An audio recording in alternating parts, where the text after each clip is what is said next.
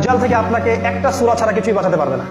সূরাতুল কাহফ, এই সূরাতুল কাহফ যদি আপনি A to Z ভালো করে পড়েন, আপনি বুঝতে পারবেন বর্তমান বিশ্বটা কেমন, এই যুগে কি চলছে এবং কি করতে হবে। এতটুকু শুধু বলছি, এই সূরাতুল কাহফের মধ্যেই সমস্ত রোগের প্রেসক্রিপশন দেওয়া আছে। আমাদের নবীজি বলেছেন, যে ব্যক্তি সূরা কাহফ প্রত্যেক জুমার দিন তেলাওয়াত করবে, দাজ্জাল স্বয়ং বের হলেও তার কোনো ক্ষতি করতে পারবে। কোরআন, অনলি কোরআন আপনাকে বাঁচাতে পারে।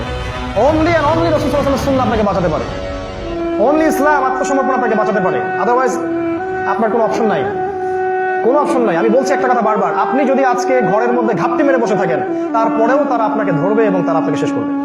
আর আপনি যদি দিনের দাওয়াত নিয়ে, দিনের মেহনত নিয়ে মানুষের ডোর টু ডোর চলে যান এবং উম্মার জন্য কিছু করার চেষ্টা করেন, তবুও তারা আপনাকে ধরবে এবং তারা আপনাকে শেষ করবে। কোন এন্ডটা আপনার কাছে ভালো মনে হচ্ছে? ওই ঘরের মধ্যে ঘাপটি মেরে মৃত্যু, নাকি আল্লাহ রাব্বুল আলামিনের পথে ফি সাবিলিল্লাহ শাহাদাতুল্লাহ? এই ডিসিশন আপনাকে নিতে হবে। আল্লাহ পাক আমাদেরকে পরিপূর্ণ মুসলিম হওয়ার তৌফিক দান করুন।